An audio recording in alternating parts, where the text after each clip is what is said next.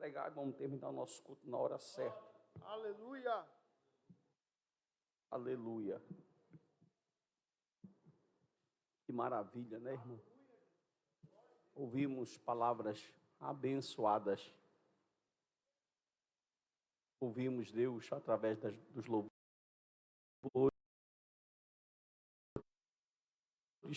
das canções,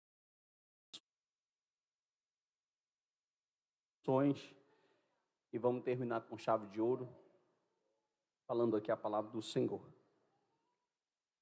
Aleluia. Joel capítulo 2, desligue o seu celular, por favor, coloque no modo avião, no silencioso, no vibrador. Se o nenenzinho dá uma chorada, você vai lá fora com ele pegar um vento e volta. Toda reverência é pouca e vamos falar aqui a palavra do Senhor. Eu quero ler o versículo 28 desse texto que diz assim, Joel 2, 28. E acontecerá depois que derramarei o meu espírito sobre toda a carne. Vossos filhos e vossas filhas profetizarão. Vossos velhos sonharão e vossos jovens terão visões. Até sobre os servos e sobre as servas derramarei o meu espírito naqueles dias. Mostrarei prodígios no céu, na terra, sangue, fogo e colunas de fumaça. O sol se converterá em trevas, a lua em sangue, antes que venha o grande e terrível dia do Senhor. Esse livro aqui, irmão, ele foi escrito há cerca de 2.500 anos atrás. Isso mesmo. A mensagem dos profetas menores, elas têm esse tempo. E todo mundo aqui nessa casa está cansado de saber que não é profeta menor porque tem pouco poder, mas é por causa da quantidade dos seus escritos. Seu conteúdo literário é bem menor em relação aos livros dos profetas maiores. Isaías, Jeremias, Ezequiel e Daniel. Por exemplo, enquanto Isaías tem 66 capítulos, Obadias tem 1 capítulo. Enquanto Jeremias tem 50 e poucos capítulos, o livro de Ageu tem 2 capítulos. E o livro de Oséias tem aqui os seus 3 capítulos. Então, são profetas menores por causa disso. Não, nem um pouco menos importante que a mensagem. Quando a gente olha para esse livro aqui, é um pouco complicado. O Dr. William MacDonald disse que Joel foi o João Batista da sua época, por causa da mensagem. O livro praticamente ele está reservado, ou colocado, a sua cronologia está colocada em 2 pontos. O primeiro ponto, que vai do capítulo 1 ao capítulo 2, o versículo 17, vai falar de uma mensagem de ira e de juízo de Deus. E do capítulo de número 2, versículo de número 18, ao capítulo 3, versículo de número 21, Deus vai trazer uma palavra de restauração e avivamento. É um pouco complicado, porque não se sabe praticamente nada sobre esse profeta. Quando você pega um livro como Ageu, por exemplo, Ageu profetizou em 4 meses, e a datação dele é muito exata, é muito certa, 520 a.C. E na autoria e datação desse livro, nós temos uma pequena complicação, porque existem algumas divergências de pensamento. E esse nome Joel, ele vai aparecer 12 vezes na Bíblia, de Neemias até o último profeta Malaquias. E esse profeta, nós só sabemos nada mais além disso, que ele era filho de Petuel. Joel, capítulo de número 1, versículo 1, e Atos dos Apóstolos, capítulo de número 2, versículo de número 16, quando foi citado por Pedro. E esse texto que eu acabei de ler aqui é um texto interessante, porque foi citado no dia de Pentecostes. Quando nós olhamos os profetas, olhe para mim, irmão, a gente vai observar que a mensagem deles é uma mensagem dupla. Como assim, pastor? Todos os profetas, tanto os maiores como menores, eles vão profetizar uma mensagem de avivamento, de restauração, e vão profetizar também uma mensagem de juízo escatológico. Então a mensagem deles era assim: nenhum vai fugir. João Batista vem no mesmo barco e Jesus vem no mesmo barco. É por isso que eu não entendo que batismo com fogo é mais poder ou uma segunda bênção, mas eu entendo que o elemento fogo ali, ele é juízo escatológico, quando você pega o texto de Mateus, capítulo de número 4, e essa é uma outra mensagem. Quando nós olhamos para esse texto aqui, nós vamos observar que na cultura hebraica, o nome ele tem conexão com a vida da pessoa. E Joel significa, repita comigo, o Senhor é Deus. Diga, o Senhor é Deus. E aqui ele já aparece quebrando 2 paradigmas. Primeiro, Deus é um, monoteísmo, quebrando com todas as outras questões e pensamentos do politeísmo. Segunda, Deus é único e soberano. Quando Joel aparece em cena e diz, Iavé, o Senhor é Deus, ele está quebrando 2 preceitos dentro de um mundo pagão que era muito contextualizado esse pensamento. E esses homens aqui, eu gosto do conceito atalaia, diga atalaia. E o conceito atalaia é um conceito que me cai muito bem, porque de vidente, ou profeta, ou atalaia, eu prefiro atalaia. Porque atalaia é aquele que pega, recebe e não adultera. É o profeta como um estilo Micaías. Quando o rei fez uma reunião com todos os seus profetas, entre aspas, que estavam comprados, para que eles pudessem ali colocar juízo ou falar aquilo que o ego do rei queria ouvir, alguém levantou a voz e disse assim, olha, todos os profetas já falaram, mas existe um que ainda não falou. E o rei, o próprio rei, isso é interessante do texto, que o próprio rei vai dizer assim, olha, eles falaram, mas eu não quero ouvir eles, porque eles sabiam que já estavam comprados, eram profetas com P minúsculo do sistema. Mas eu quero que chamem Micaías, porque ele sabia que na voz de Micaías a mensagem não poderia ser adulterada. E quando Deus escreveu Ezequiel, capítulo de número 7, disse Ezequiel, eu vou levantar atalaias. Ele está dizendo, eu vou levantar homens, eu vou levantar profetas, aqueles que vão receber a mensagem, vão ser embaixadores e vão pregar ela, falar, ministrar do jeito que eu mandei. E todos os profetas que Deus levantou nesse contexto, são profetas que sofreram muito e padeceram muito. Porque essa profecia aqui, irmão, ela vai ter 3 pontos. Ele vai dar ênfase principais em 3 pontos. Repita comigo, ponto 1, o pecado que vai atrair o juízo. Repita comigo, diga, praga de gafanhotos, seca e fogo. O primeiro pensamento é sobre isso, eu já vou falar. João Calvino vai falar algo interessante. Como tem 2 pensamentos sobre a datação e teoria, o primeiro pensamento é que o livro foi escrito no tempo do rei Joás, em cerca de 810 a 880 a.C. O segundo pensamento é que o livro foi escrito em cerca de 410 a 510 a.C., no período persa.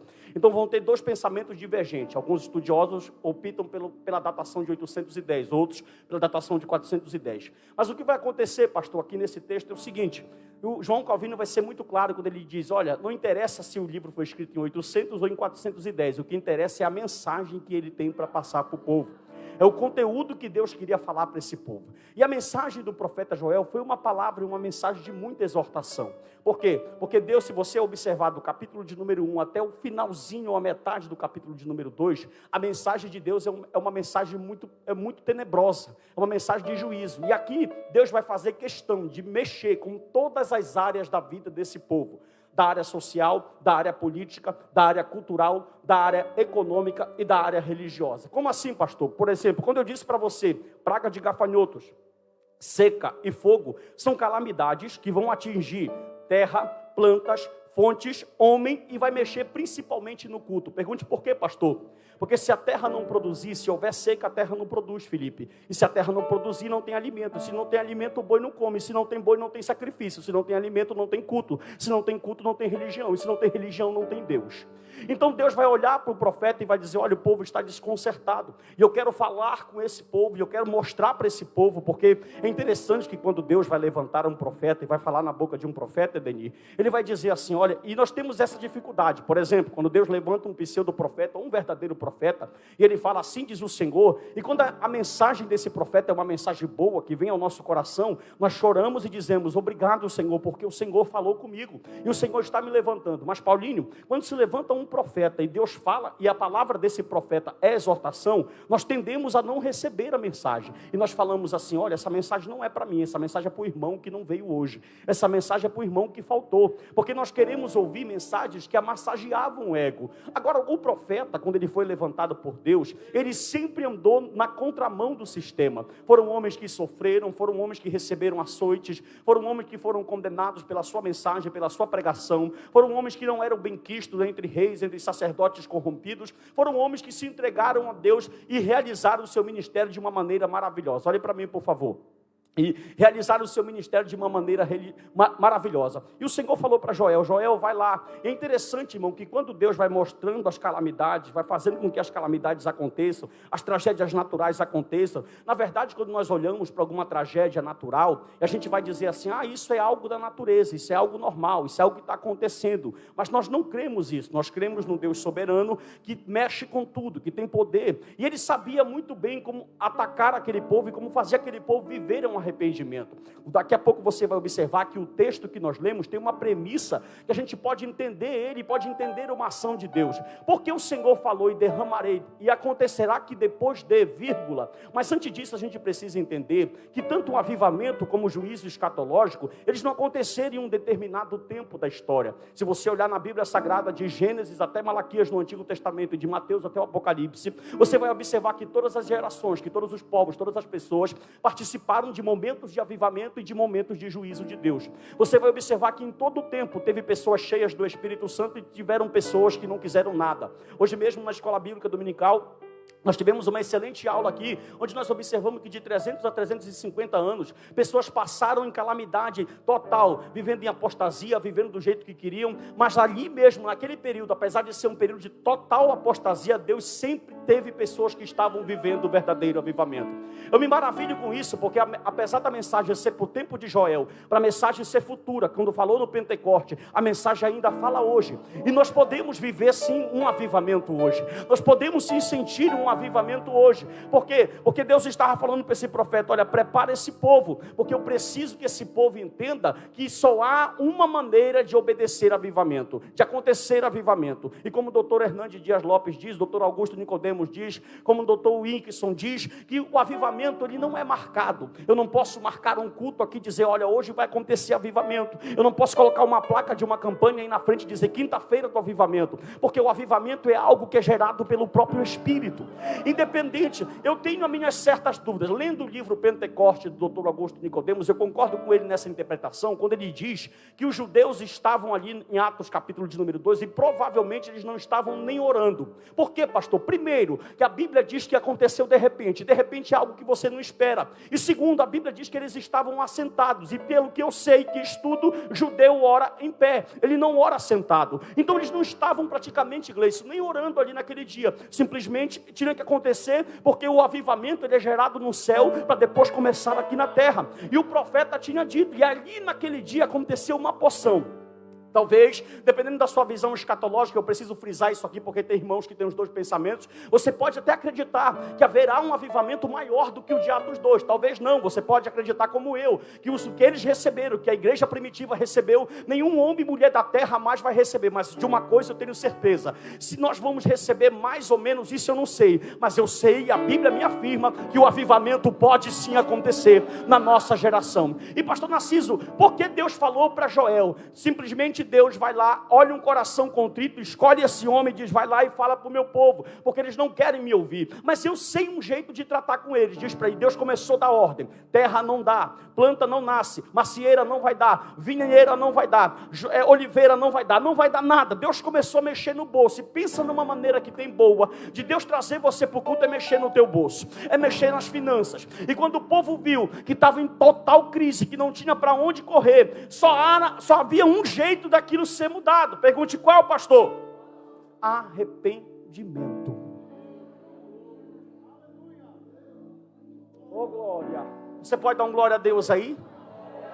Aí eu leio, agora leia o texto comigo e olha como vai abrir a mente. Capítulo 2, versículo 28, ele diz: e acontecerá depois que, vírgula, depois que vocês tiverem se arrependido. Porque o contexto do 1 até aqui é só juízo. Me provo. Olha lá o versículo de número 4. Põe para mim, Gabriel, capítulo 1, verso 4. Leia na Bíblia, que diz assim, ó: a sua aparência, o que deixou o gafanhoto cortador, comeu o gafanhoto. O que deixou o migrador, comeu o gafanhoto. E o que deixou o devorador, comeu o gafanhoto. Coloca para mim o versículo 6, por favor, do mesmo capítulo. Olha só juízo, porque veio um povo contra a minha terra, poderoso, inumerável. Os seus dentes são como os dentes de leão e tem queixas de uma leoa. Coloca para mim o versículo 10, por favor. Versículo de número 10. O campo está assolado, a terra de luto, porque o cereal está destruído. A vinde se secou, as olivas se murcharam. Coloca para mim o versículo de número 12. Aleluia. A vinde se secou, a figueira se murchou, a romeira também, a palmeira e a macieira, todas as árvores do campo se secaram, e já não há alegria entre os filhos dos homens. Coloca para mim o versículo de número 13.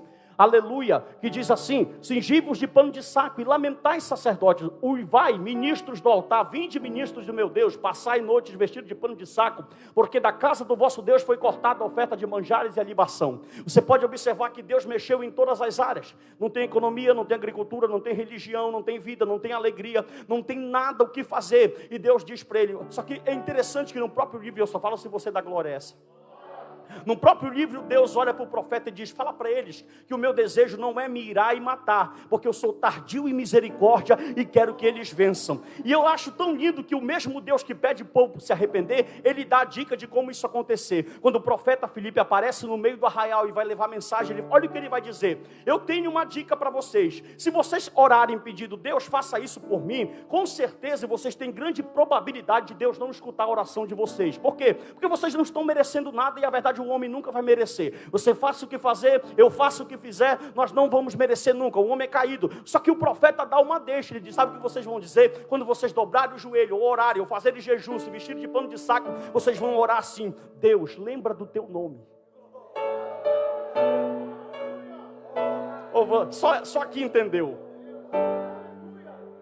Oh, glória. Como assim? Eles aprenderam isso com Moisés. Quando Moisés estava lá no deserto, ele disse assim: o que é que o povo vai dizer do teu nome? Eles vão dizer: esse Deus tirou o povo do Egito para matar eles aqui? Não, Senhor, lembra do teu nome. O profeta Joel vai dizer a mesma coisa. Vocês vão orar assim: Deus, lembra do teu nome, porque o teu nome não pode ser envergonhado.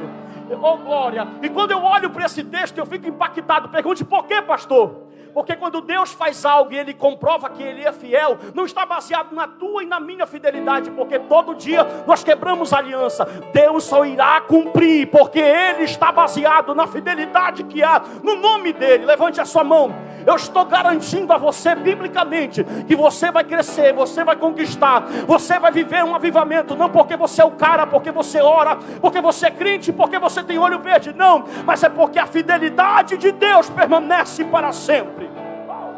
Aí o apóstolo Paulo aparece em cena dizendo assim, levante a sua mão, ele diz: por mais que nós sejamos infiéis, Ele continua sendo fiel para conosco.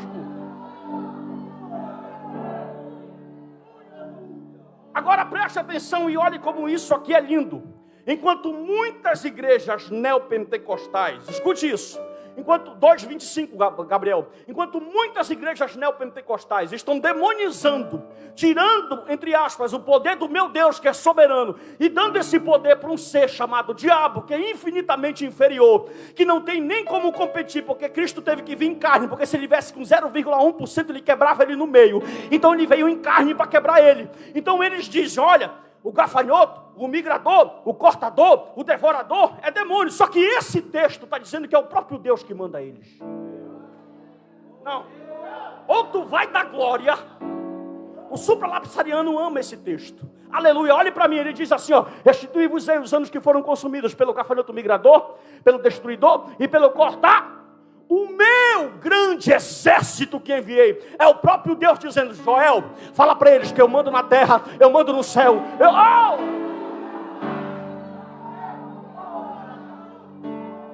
Levante a sua mão. Eu estou sentindo graça. E eu estou sentindo que nós vamos viver um avivamento. Eu não sei porquê, mas eu estou sentindo isso desde ontem. Levante a sua mão. Eu estou sentindo que Deus vai levantar ministérios, diáconos, evangelistas, pregadores. Eu estou sentindo que Deus vai derramar uma unção sobre a tua casa, sobre a tua família. Ei, talvez você pense: eu já vivi o melhor de Deus. Não viveu, não. Ainda vai viver em todas as áreas. Se tu acredita nessa palavra que não é minha, levanta as tuas mãos, vai, e abre a boca e rasga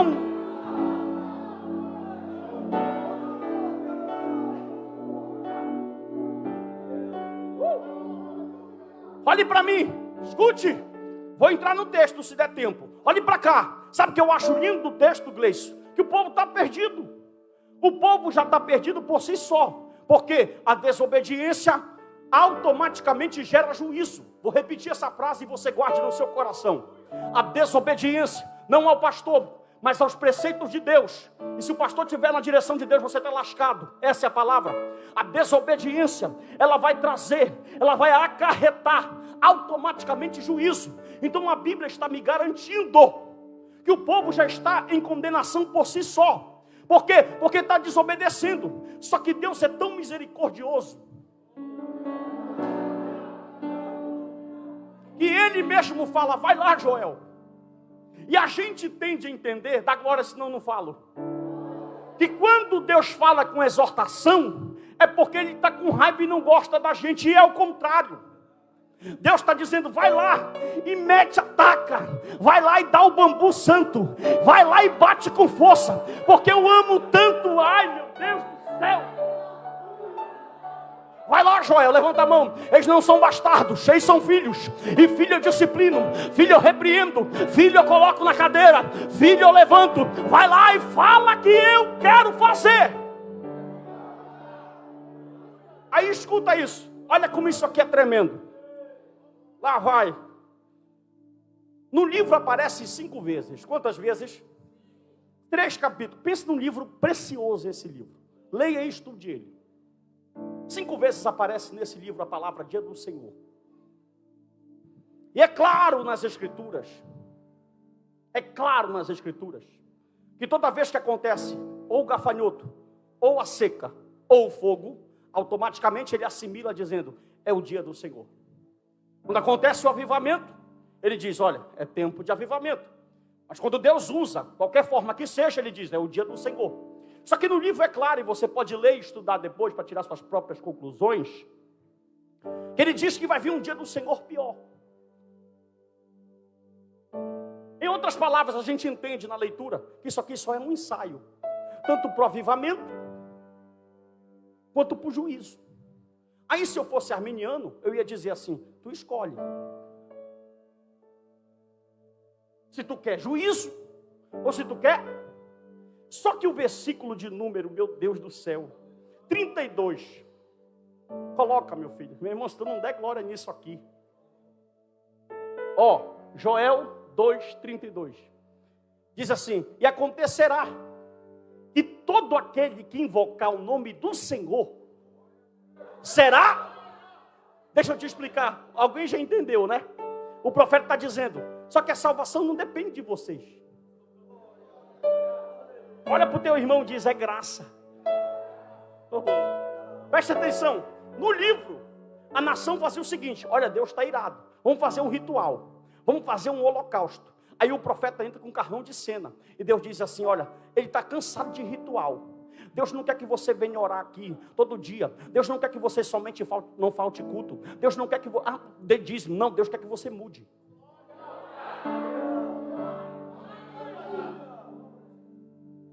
Fala para eles que eu estou cansado, Joel. Rituais e rituais e rituais. Eles pensavam que o ritual aplacaria o juízo de Deus. E quanto mais eles faziam rituais, vai lá, gafanhoto. Não aprenderam, vai lá, migrador. Não aprenderam, vai lá, cortador. Não aprenderam, governa PT, 20 anos.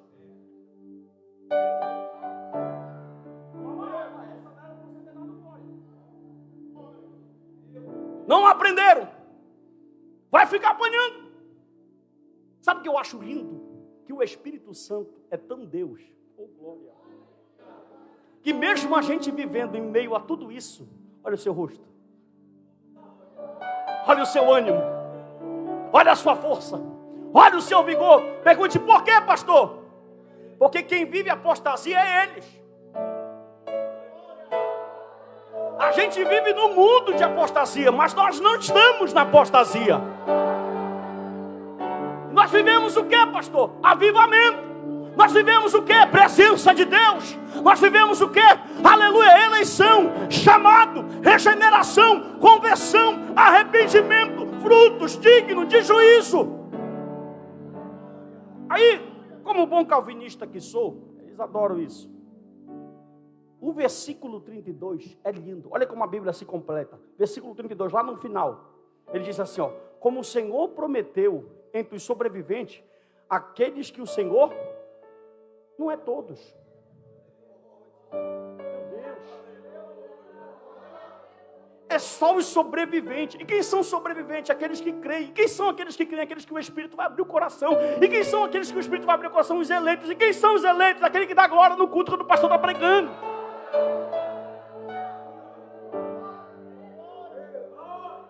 entende isso, irmão? E o povo apanhando. Agora escute isso. Olha aqui. Lá vai. Princípios e ênfases do profeta. Não, desculpe, eu termino aqui. Aqui tem 3 quebras de preconceito. Repita comigo. Quebra do preconceito sexual. Fala, irmão. Fala, quebra do preconceito etário. Quebra do preconceito social. Olha como é o Espírito. 2:28. No texto de 2:28, ele diz assim, ó. As mulheres também, bora ler. E acontecerá depois que derramarei do meu Espírito sobre toda vossos filhos masculino e vossas filhas feminino profetiza. Só que profetizar aqui é pregação. E aí? Mulher não pode pregar. A mensagem é que o Espírito caiu no homem. Cadê o glória, irmão? Você só o glória. E caiu também na mulher. A mensagem é que o homem vai pregar. Se a mulher está profetizando aqui, porque a última profecia foi João Batista. Nele cessou profecia. Então o que é profetizar em Paulo? É pregar. E o texto está dizendo, olha, os filhos e as filhas de vocês vão... Aí, depois você vê lá o que é que você acredita. Lá vai. Então aqui vai falar homem e vai falar mulher também. Beleza. Segundo, preconceito etário. 2:28 ainda. Ele diz, vossos velhos sonharão. E os vossos jovens terão... Não tem faixa etária. Tem gente que já está aqui pensando que o ministério acabou. O que o Richard falou foi tão de Deus, que o Espírito está dizendo, eu uso o velho. Glória. E uso jovem. Preconceito social. Até servos e servas. Oh, meu Deus do céu. 2:29. Até sobre os servos. Oh, meu Deus. Lá em Israel, não, só os doutores, rabi, fariseu. O Espírito falou sobre analfabeto. Oh, glória. Sobre servo. Sobre intelectual. Me prova, pastor, na Bíblia, só gosto de Bíblia. Salomão, intelectual. Não, vamos pegar 2 profetas. Isaías, o vocabulário dele é tão rico que nenhum profeta chega perto. O número de palavras de Isaías, ninguém tem. O vocabulário dele é riquíssimo. Ele é um profeta culto, do palácio. Amós, do meio do mato. Boiadeiro, criador de sicômoro. Isaías, formado em Harvard. Amós, formado no Raimunda Pinto, aqui no 40 Horas. Diferença, o Espírito de Deus. Para de pensar que o que vai fazer diferença no teu ministério é título, é livro, se o Espírito de Deus não andar contigo.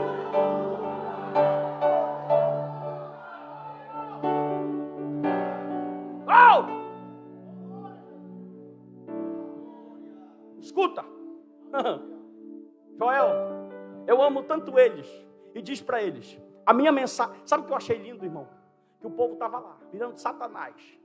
Ah, onde é que tu vai? Ele estava assim, ó. Onde é que tu vai hoje? Tu vai para a igreja? Não, vou no culto de Baal hoje.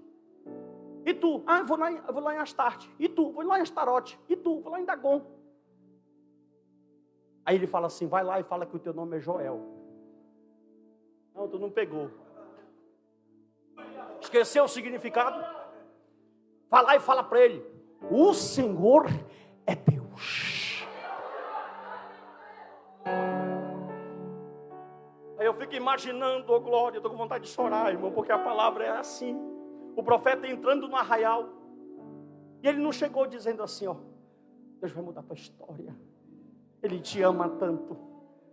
Para com isso, vem para a igreja, queridinho, centro de Deus. Ele chegou no 12, arrependei-vos. Larga o teu pecado, larga a prostituição, larga o adultério, deixa o vício. Escuta isso, olha, eu vou terminar com chave de ouro. Meu irmão, isso é tremendo demais. Eu vou falar e depois no final eu digo com quem eu aprendi. Um pastor muito conhecido aqui em Belém, conhecido nacionalmente, na verdade. estava num programa de TV aberta aqui no Brasil. E lá estava um monte de jovens. Jovem, né? Gosta de filosofar, gosta de estudar, isso é bom. Aí eles chegaram com o pastor e falaram assim: pastor, nós não entendemos. Olhe para mim, irmão, por favor. Como o senhor, um homem tão culto, tão inteligente, um cara fora de série, tem um ministério próspero, nós não entendemos como o senhor segue a Bíblia. Olha aí, em rede nacional. Olha isso. Aí o pastor falou: por quê? O senhor não pode namorar com nenhuma garotinha. O senhor não pode fumar maconha. O senhor não pode se prostituir. O senhor não pode beber. O senhor é preso. A gente faz tudo o que a gente quer. Aí a resposta do pastor disse assim: só fala se você dá glória. Ele disse assim: o Filho de Deus disse quem está nele verdadeiramente é livre. Segura. Verdadeiramente é livre. Ele disse assim: quem disse para vocês que eu não posso fazer isso? Segura, por favor, não dê glória. Só quando eu falar amém. Quem disse para vocês que eu não posso fazer isso? Eu posso ter 2 mulheres, 3, quantas eu quiser. Eu posso fumar maconha. Eu posso adulterar. Eu posso beber. Eu posso fazer. Quem disse para vocês que eu não posso? Eu posso. Mas eu não faço porque eu sou livre. Segura. Mas vocês não podem fazer porque vocês são falso livre. Por exemplo, tente parar de fumar maconha. Tente parar de beber. Tente parar de se prostituir. Segura, pelo amor de Deus, segura. Vocês não conseguem, porque vocês são falsos livres. Mas quem é livre? Oh, irmão, melhora, pelo amor de Deus. Levante a sua mão. Se você é livre, meu irmão. Ele disse assim: olha, nem que eu queira fazer eu não posso, porque eu sou livre e não tem como eu fazer. Ah, por quê, pastor? Porque o conceito...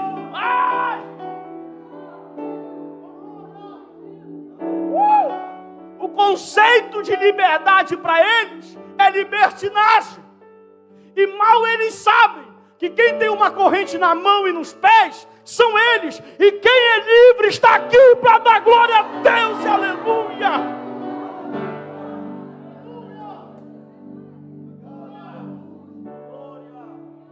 Oh, glória. Filho do homem que me libertou. Se é para ele, canta mais alto, vai. Levanta a mão e diga: eu posso. Canta, Felipe. Minhas mãos aos céus, levantar a minha voz e adorar. Levantar a minha voz e exaltar. Levantar a minha voz só pra dizer: livre eu sou. Filho do homem, levante a sua voz. Só quem é livre por esse sangue cante. Filho do... Isso é avivamento na palavra. Verdadeiramente posso erguer E minhas mãos aos céus e levantar, e levantar, e levantar a minha voz e adorar, e levantar a minha voz só pra... Isso, levante a sua mão, vai. E livre eu sou. Só quem é livre. Deixa a minha igreja mais bonita do 40 horas. Abre a tua boca e declara pro Senhor, Pai, pra te adorar, pra te adorar, pra te adorar. Eu sou livre, oh, sou livre. Pra te adorar, pra te adorar, pra te adorar, pra te adorar. Eu sou livre, oh, sou livre. abre a boca e não cante. Eu não mereço.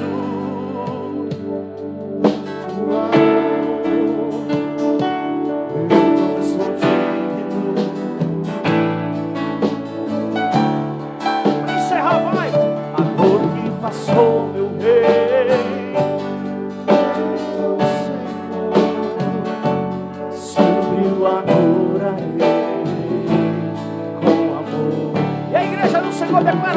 nome. Cante para encerrar, vai. Filho,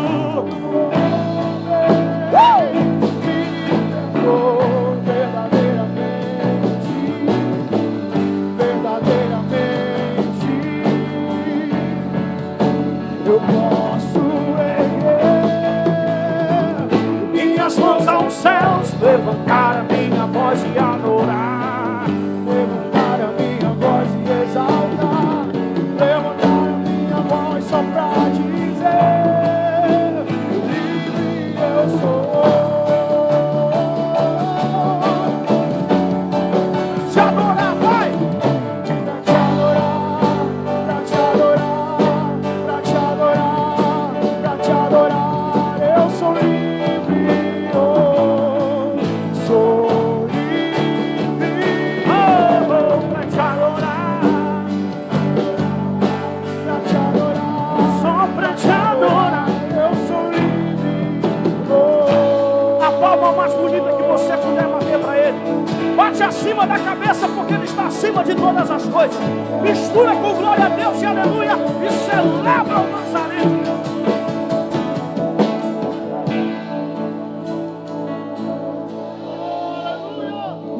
Amém. Amém. Olhe para o seu irmão e diga: Deus te abençoe. Uma boa semana para você. Debaixo da mão daquele que tudo pode e fortalece. Que bênção, né, irmão? Podemos chegar na casa do Senhor e sermos edificados através da sua palavra. O que o Richard falou é a mais pura verdade. Se Deus não tiver aqui, essa reunião não vale de nada. Aleluia. Mas quando Ele está, é maravilhoso nós sentirmos a presença do Senhor. Amém? Eu queria contar uma piada aqui para vocês. Como eu comemorei aniversário dia 19, eu fiz 35 anos. Eu estou passando por alguns momentos de enfermidade. Permissão do Senhor. Alguns momentos de enfermidade no corpo físico. Esse ano foi um ano de muita luta com saúde. Mas nós estamos vivendo na graça do Senhor. E teve uma irmã numa determinada igreja. Vocês acham graça, viu? E o nome dela era Mariazinha. E essa irmã, ela era muito querida, muito querida. Ela era aquela irmã que fazia tudo na igreja. Sabe aquela irmã que se envolve em tudo, faz tudo? Ela foi comemorar aniversário. Aí ela disse assim: hoje eu vou receber todas as homenagens. Pelo meu trabalho, ninguém aqui nessa igreja serve mais do que eu. Aí começou o culto, domingo. Mariazinha sentou bem no centro da igreja. E ficou só esperando os departamentos se apresentarem para receber as homenagens. Aí foi o pastor: olhe para mim, irmão. Aí o pastor disse assim: vamos ouvir as crianças. Aí ela olhou para as crianças: e agora? As crianças cantaram nada para Mariazinha. Vamos ouvir os adolescentes agora louvando o Senhor. Aí a Mariazinha: não, eles, trabalhei no congresso, vão nada. Vamos ouvir a mocidade. Idem. Vamos ouvir as senhoras. Aí ela já começou a virar a cara e ficar com a cara feia. Ela falou: não é possível, as senhoras vão ter que falar alguma coisa. Nada. Aí o pastor estava quase para encerrar o culto, ela levantou a mão. Você acha graça, né? Aí ela levantou a mão. Aí o pastor: irmã Mariazinha, o senhor quer falar? Quero, pastor, quero falar. Aí ela pegou o microfone e disse: assim diz o Senhor para mim. Escute. Assim diz o Senhor para mim: Mariazinha, pode todos te esquecerem, minha filha, mas eu não me esquecerei de ti, diz o Senhor. Mas ainda te digo mais, Maria, parabéns para você, nesta data querida. Segura, nesta data querida. Ainda te digo mais, serva, é big. Fique de pé. Só para descontrair, irmão, vamos embora para nossa casa. Olha, piada sem graça do pastor, né? Adoração, tá? Nossa vigília que vai ser dia 26 de novembro, nós vamos estar realizando o último vigilhão desse ano, tá? Vai estar aí, ó, o diácono Esteva Pozan, o Victor Nonielli e o evangelista Joel Fernandes. Vai ser a nossa última vigília. Eu gostaria muito, irmão, muito de contar com a presença dos irmãos nessa vigília. Marque na sua agenda, vai ser de uma sexta para sábado. No sábado que sucede, não vai ter consagração, então você pode descansar um pouco e a gente vai estar realizando essa vigília. Segunda-feira, amanhã, eu quero pedir, sente aí um minuto, por favor, a gente já está indo embora. eu quero pedir encarecidamente aos irmãos, encarecidamente, com todo amor, com todo carinho, que os irmãos da liderança da igreja não faltem amanhã no ensaio. Nós temos pouco mais de um mês para ensaiar para a nossa festa, e a gente está aqui toda segunda-feira. É o único dia que dá para ensaiar, então a gente quer que vocês estejam presentes. Terça-feira tem culto de ensino, quinta-feira culto de rua, sexta-feira culto de jovens, sábado consagração, domingo o diácono Felipe encerra o livro dos Juízes e às 18 horas nosso culto da família. E dia 26, é sexta-feira agora? Sexta-feira agora, 26 de novembro, a nossa vigília. E todos os irmãos estão, não vai até 6 da manhã, começa às 23 horas e no máximo até umas 11, começa às 23, no máximo até umas 3 horas. Entre 2h30 e 3 horas nós estamos encerrando essa vigília. Amém? Fique de pé agora sim. E a graça do Senhor Jesus Cristo, o amor de Deus, nosso Pai, a comunhão, a consolação do Espírito Santo, seja com todo Israel, com toda a igreja, e que a igreja do Senhor possa dizer amém. Está encerrado o nosso culto. Você de casa, Deus te abençoe. A paz do Senhor.